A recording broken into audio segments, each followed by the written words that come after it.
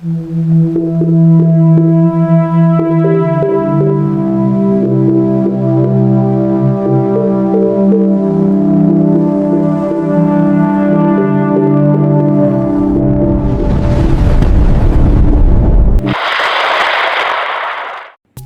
araw po sa inyong lahat.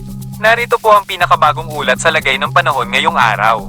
May dalawang bagyo ang ating minomonitor ngayon. Ang isang LPA sa kanlurang bahagi ng bansa ay naging isang tropical depression, habang ang nasa silangang bahagi ay isang tropical storm. Mahalagang maging handa sa posibleng paglakas ng mga ito. Ang tropical depression sa kanlurang bahagi ng bansa ay magdadala ng maulap na kalangitan at malakas na pag-ulan sa mga sumusunod na lugar: Zambales, Bataan, Occidental Mindoro. Asahan ng mga pagkulog at pagkidlat. Apektado rin ang mga lugar ng Lawag, Candon, Baguio, Tarlac City, Quezon City, Lipa City, Lubang, at Pinamalayan. Posibleng magkaroon ng pagbaha sa mababang lugar. Pinapaalalahanan po namin ang mga nakatira malapit sa ilog na maging handa sa posibleng biglaang pagtaas ng tubig. Ang tropical storm sa silangang bahagi ng bansa ay nasa labas pa ng bansa, ngunit may mataas na posibilidad na maging super typhoon bago makalapit sa Pilipinas.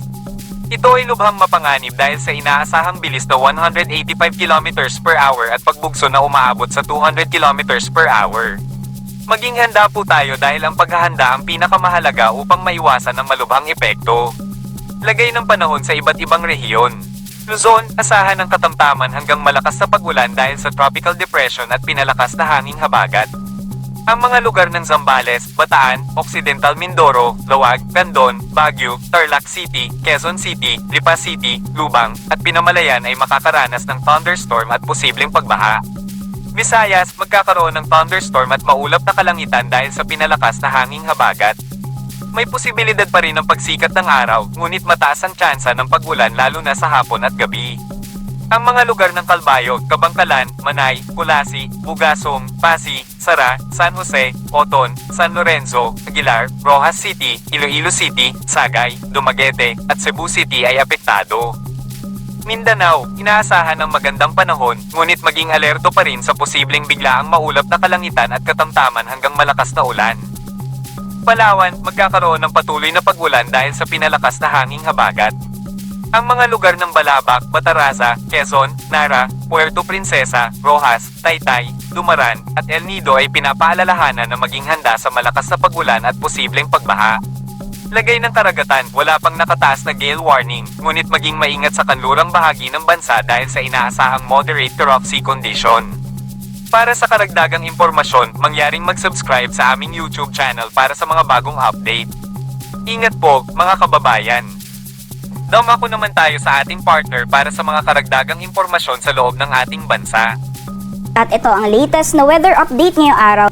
For the rest of the country naman po, for the rest of Luzon, sa Visayas at Mindanao, ngayong gabi po mataas yung tsansa ng mga thunderstorms, mga biglaang pag-ulan, pero pagdating po sa umaga, unti-unti na pong mababawasan yung mga pag-ulan or aaliwalas na ulit ang panahon. Regardless, ay patuloy pa rin po tayong mag-monitor ng mga thunderstorm advisory. So magiging lagay ng panahon dito sa Luzon, dulot na patuloy na magiging epekto ng habagat, mostly dito po sa may western section ng Luzon area. So may areas po ng Zambales at Bataan, pati na po sa Occidental Mindoro, ay magpapatuloy pa rin yung mga kalap-kalat, mga pagulan, pagkidlat at pagkulog. For the rest of Luzon po, improving weather conditions po tayo, ngunit may mga tsansa pa rin ng mga thunderstorms, especially pagdating po sa hapon o sa gabi.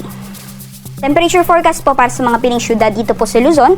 For Baguio po, nasa 24 degrees Celsius maximum temperatures, 32 degrees Celsius naman para sa Metro Manila, at 30 degrees Celsius naman para sa Tagaytay.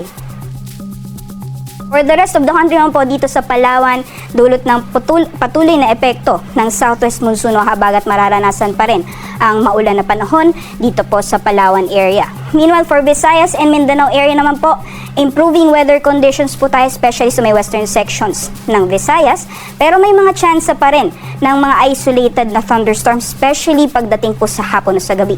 So babala pa rin po sa ating mga kababayan na posible pa rin ang malalakas na buhos ng ulan pag severe po ang thunderstorms. So manatili po tayong mag-monitor ng mga thunderstorm advisory na nilalabas po Temperature forecast po para sa mga piling syudad for Palawan, Visayas, and Mindanao. For Puerto Princesa po, maximum temperature sa abot ng 30 degrees Celsius. For Metro Cebu naman, 30 degrees Celsius din. And maximum temperatures naman for Metro Davao, aabot ng 32 degrees Celsius. Para naman po sa sea conditions or kalagayan ng ating karagatan, wala pa rin po tayong gale warning na nakataas sa anumang bahagi ng ating bansa. So malaya pa rin po mga kalayag, yung mga kababayan natin, ingat lamang po sa mga planong lumayag dahil sa mga potensyal na mga isolated na thunderstorms sa mga karagatan or offshore thunderstorms. So posible po yung mga biglaang pagbugso ng hangin at malalakas na mga pugulan sa karagatan. So doble ingat po sa ating mga kababayan na maglalayag. Para naman po sa ating 3-day weather outlook or lagay ng panahon sa mga piling syudad sa ating bansa sa susunod na araw or Thursday hanggang sa darating po na weekend. For Luzon po ay expected po natin ng improving weather conditions dahil patuloy na or inaasahan natin dahil sa patuloy na pagkilos nitong low pressure area or potential na bagyo papalayo ng ating bansa ay unti-unti ding mababawasan yung epekto ng habagat sa ating kapuluan. So for Metro Manila, Baguio City, and Legazpi City from Thursday until Saturday ay makakaranas po tayo ng partly cloudy to cloudy conditions pero may mga tsansa pa rin ng mga panandalian na ulan pagdating sa hapon o sa gabi.